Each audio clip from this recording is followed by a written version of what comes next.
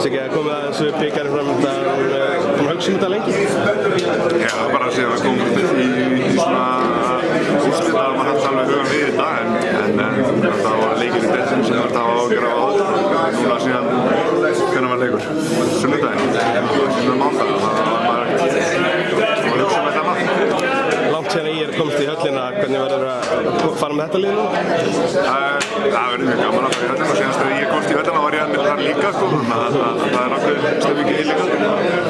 Við ætlum okkur að gera eins og ég við getum og við þurfum að standa okkur henni til rétt sem komast í Stjörnuna. Reynum það.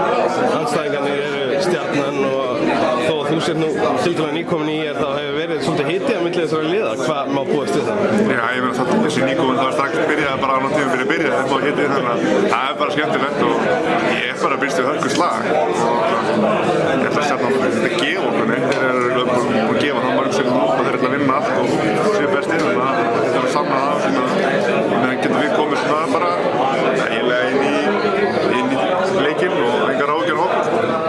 Geta Hooligans hefur tekið stöðun á þeim nýlega, hvernig verða þeir á fimmtudaginn? Þeir segist að það sem ég veit að það mæta að pressa þegar ég vil sjá að fylla höllina og meira til.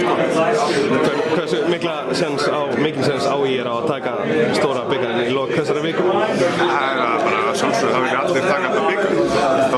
Stóð maður er minni undurinn í leiknum að þá veit maður alveg mikið úr heitliði.